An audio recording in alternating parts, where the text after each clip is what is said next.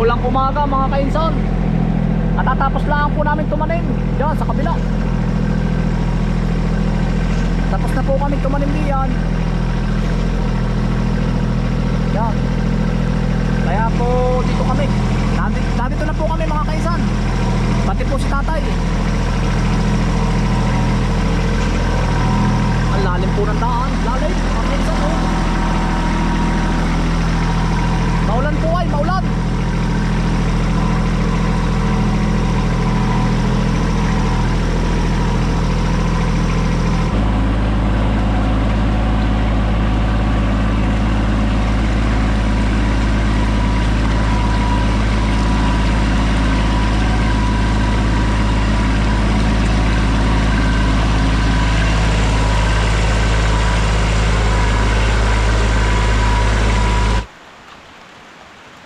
Mga kaisan, naandun pa.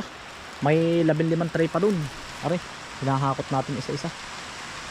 Yan, tuloy pa rin po pagtatanim. Sa ulan ng kaulanan na yan oh. Walang katapusan tanim po are.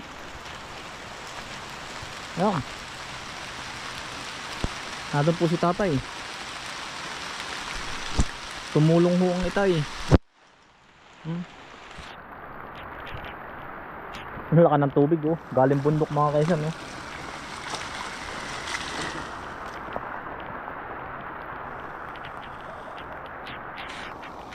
Mga kaisan, umapaw po ang tubig. Hindi po kami makatanim din sa kabaak. Ang laki oh. Ang laki ng tubig.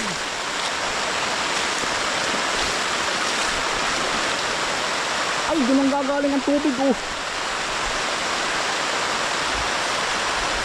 Bigla po lumaki ang tubig. Ngayon lang naman. Pati ari oh. Yan. Taas ng tubig. Sabagay mataas na ang ating plot.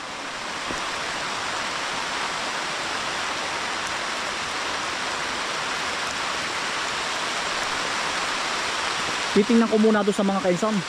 Baka umawas po yung ating irrigation. Ay, dini nang gagaling mga kainsan oh, ang tubig. Yan. Diyan ang gagaling. Kailangan po matabas natin are. Oh. Na ano na? Nakuming na. Oh.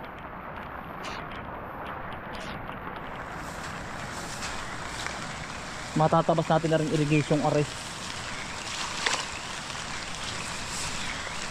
Dini nang ay naawas mga kainsan na eh.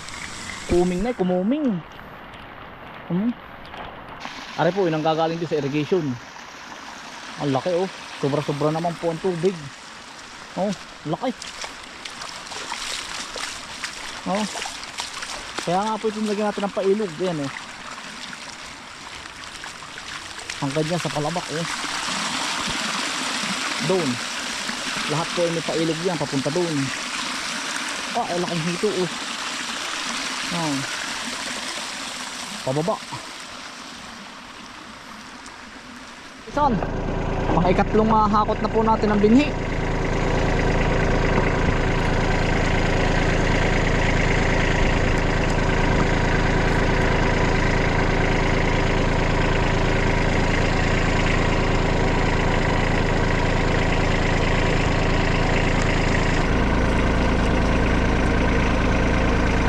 Otoy oh.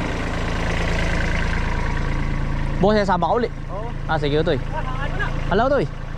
Okay, papunta sa kabila na. Pagkatapos naman mga kaisa ng talong, tatanim na po kami ng mais, aring 2 luang. Tapos ay kamuti na po kami ng kamuti.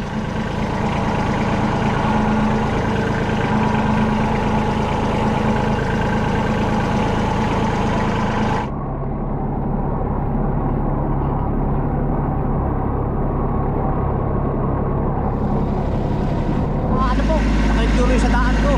Yan. Yan. Kailangan na rin magaling ng kumita. Kailangan magaling ng kumita.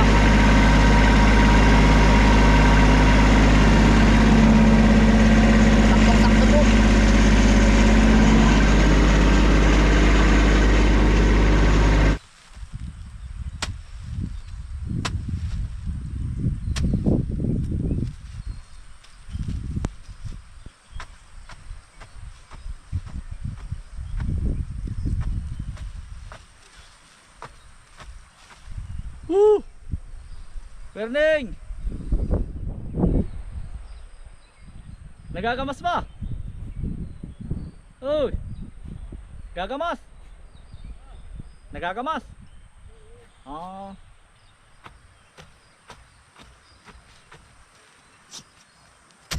Mga kainsan, bagong technique naman. Galing China mga kainsan. Eh. Nakita ko po yung may plastic marks, pero ito po yung ano, yung iba pong kamutihan natin ay wala. Are, tatanim ko na ho. Gadre lang po, turo lang sa atin ni kuya, ganyan. No?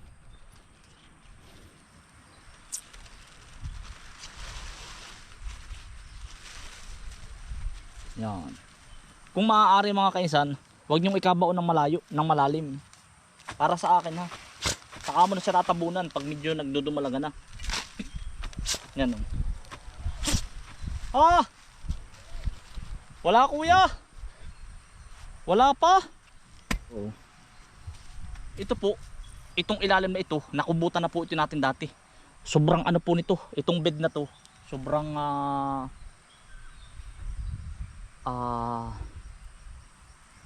kasi may napanood ako sa mga kainsan sa China, sobrang ulan.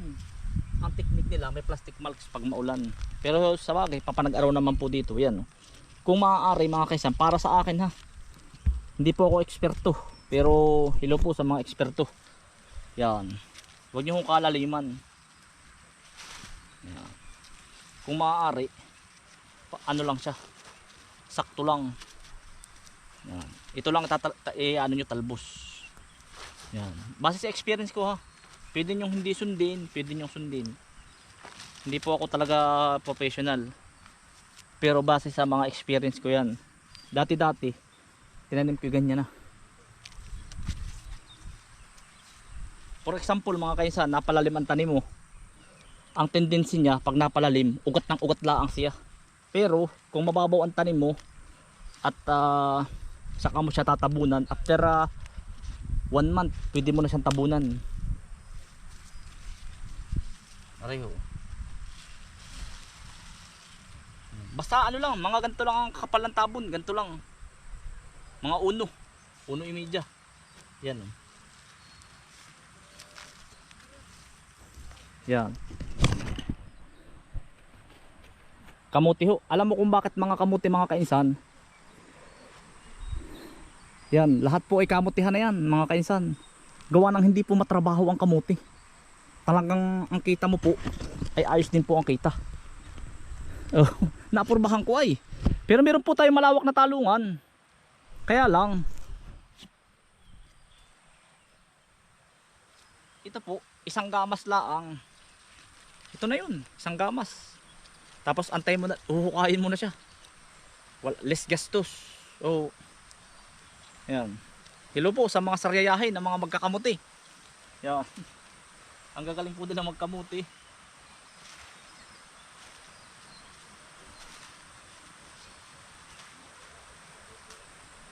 Pero maganda rin po yung kantong tanim. Hindi kaya nga lang yung akin ay pabilog. Turo po ni kuya eh. Saka ano po, kanya-kanya naman diskarte. Yan. Pag po ganyang bilog, ito ang pataas, dito lahat ang bunga. Yan. Wala mga kainsan.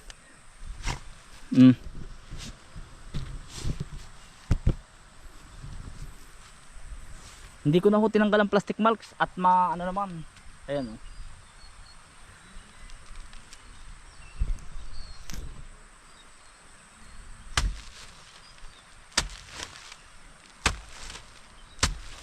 Tsagain ko na ito mga kainsan.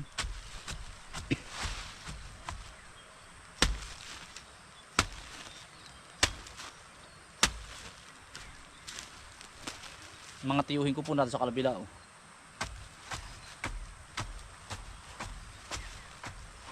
Ngayon ay January, February, March, April. Pipitas na po tayo dito.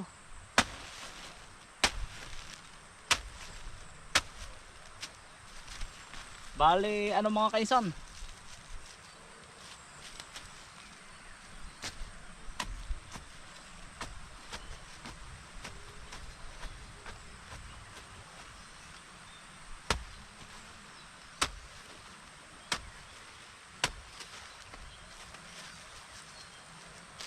Kanya-kanya lang kung teknik ha, mga kainsan.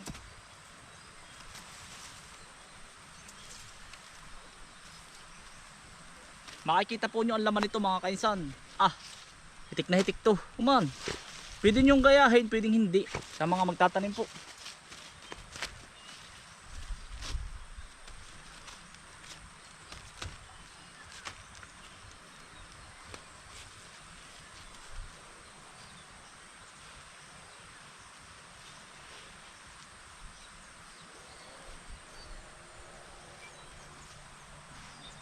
Yan. Ito mga kainsan ay pinagtalungan ko. Kaya po ganyan. Pwede pong walang plastic marks. Kaya lang hindi ko na inalis.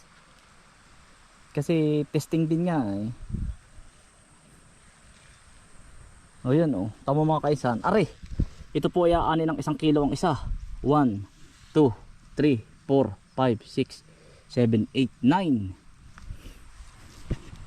9. Bibilangin natin ang isang iras. 1, 2, 3, 4, 5, 6, 7, 8, 9, 10, 11, 12, 13, 14, 15, 16, 17, 18, 19, 20, 21, 2, 3, 24, 25, 26, 27, 28, 29, 30, 31, 32, 33, 34, 35, 36, 37, 38, 39, 40, 41, 42, 43, 44, 45, 46, 47, 48, 49, 50. Kalahati. Mga 100 po. Isang gayon, kalkulasyon, 100. Ang isa po ay aanin ng 200 kilos. Oh, ito po ay pagkataas po ng bid nito mga kaisan. Ayan bugaga. Yan. Kumbaga 100 kilo na lang ang isang iras. Oh. Kaya po kahit matagal po ang preparation, sulit naman. Isang iras lang oh. Pag po maganda ang tanim. Kaya ako po kahit medyo mabagal, ginagandahan ko na nga naman. Hari oh. Halimbawa oh yan. Oh. Isang iras. Kaya lang ipupuliduhin mo ang pagtatanim. Hindi yung basta-basta lang po ba.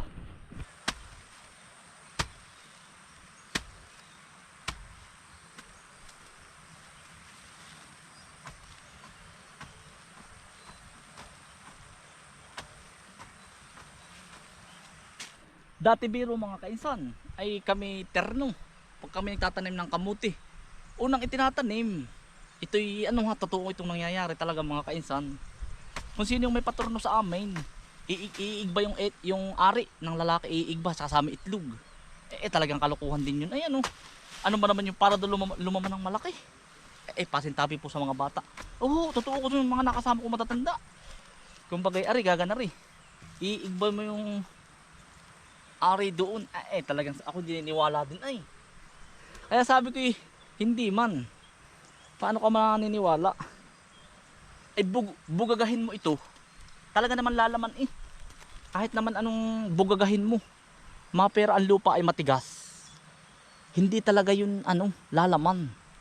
Bugaga, kumbaga hindi talaga ako eksperto ha. Yung bang bugaga, kumbaga magiging soft ang pagbaon niya. Ang pagbaon ng kamote sa ilalim.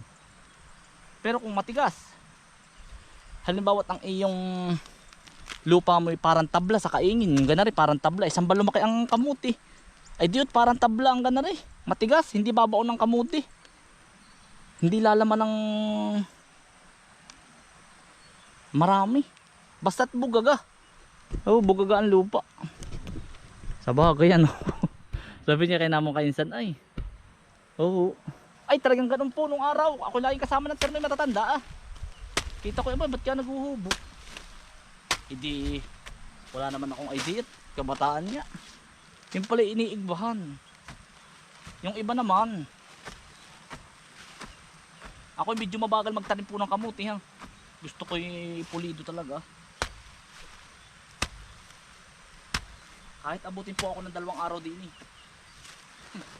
At least kaya naman ang ilalaman po.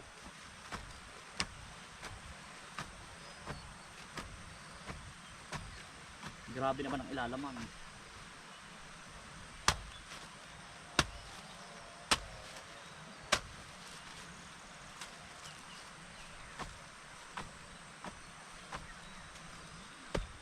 Mga pinsanin ko oh.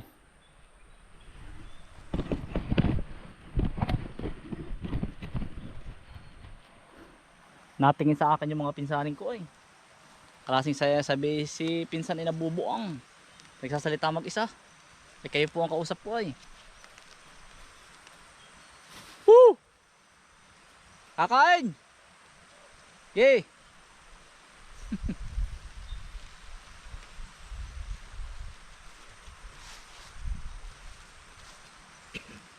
Ako naman mga kainsan, hindi naman po ako mainipin sa trabaho.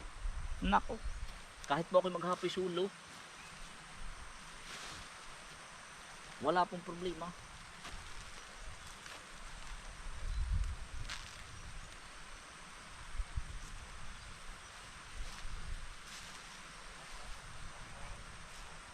Utay-utay mga kainsan.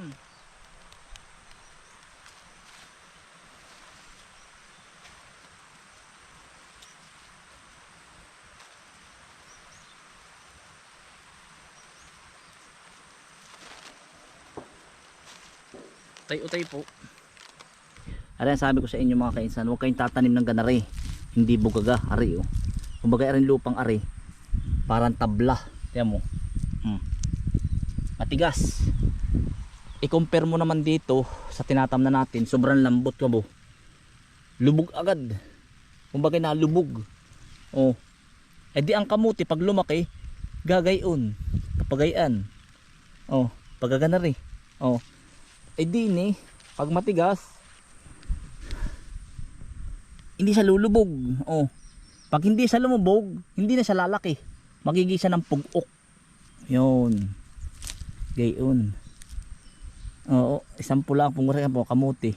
Eh di pundo na, hindi na susuksok pa ilalim. Magiging na siyang bilog, pugok. Pero kung siya malambot, nakagaya nito, ang hahaba niyan. O kay bibilog na malaking malaki. Yun. Yun lamang mga kainsan, mga tamnan mo pagkaunti. Ay, ganyan talaga. Sabi kapupuno din lang naman natin at tayo naman naghukay ng kamuti dun.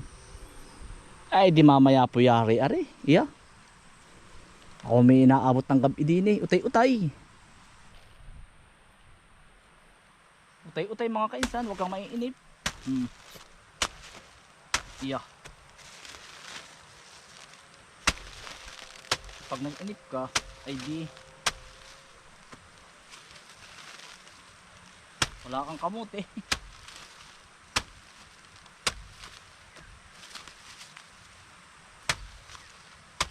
Sabi nga ng aking ama ay makatanim ka ng 500 puno, 700 puno maghapon. Di meron ka ng 500 kilo. Oh.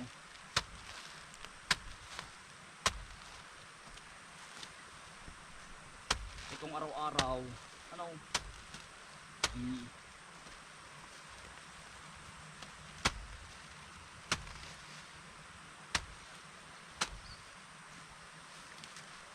ang pag-ita naman ito mga kainsan, 1 tangkal at kalahati. Are oh. Yan. 2 tangkal pala. 2 tangkal po ang pag-itan. Are. 1, 2. Yan ang pag-itan. Kasarapan na yun. Kasarapan na.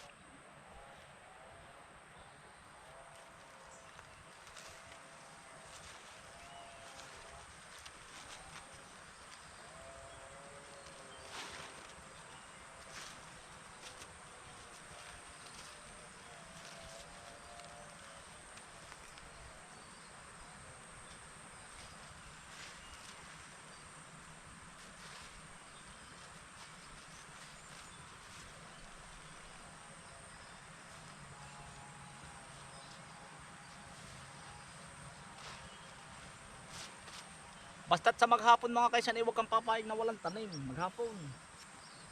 Kahit pa iisang daang puno.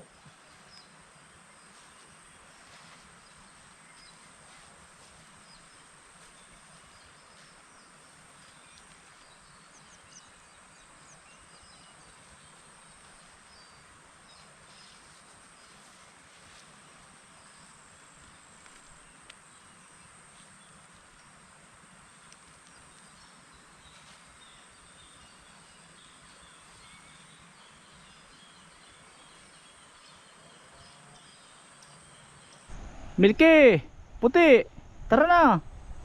Gabi na. Hali. Bukas na ulit yung magtatanim. Tara na. Hali na. Mga kaisam, pauwi na po tayo.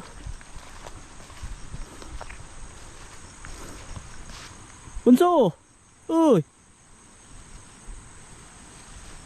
Naninikling na ma'am. Natuto namang manikling yung mga aso mga kainsam. Hinahabol biro ay. Hali. Yan po. Yan sipag mga aso. Ba't yung natutong manikling mga kainsam? Hey. Tara na. Ang mga masipag na mga aso. Dagalaang po dati ang alam ay. Pero hindi naman po pinapatay. Para po bang inaano lang nila, nililiga. Tara na. Dali. Ay. Dali na. Yun. Yung pala hinahanap nila. Dali na. Tara na. Sipag na mga asong aray. Bali ano mga kaisan, yung kamuti po inihatid natin kanina. Nasa bahay na. Ari pangalawang balik na po natin ay. Hayo, at tayo po nanguha ng ano. Nakakuha pa naman po tayo ng 2 sakong pananim. Ay awan, may i-order daw sa atin bukas. Kailangan daw 5 sako, i-confirm ko pa. 5 sako pong pananim na kamuti.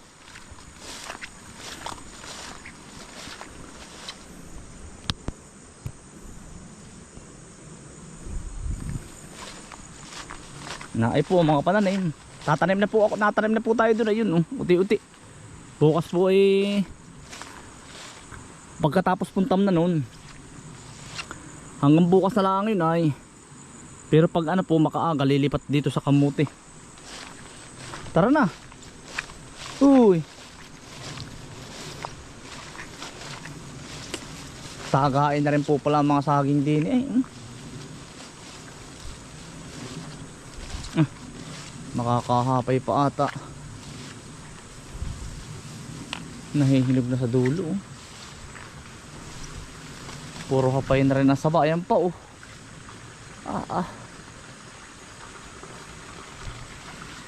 ngayon saba.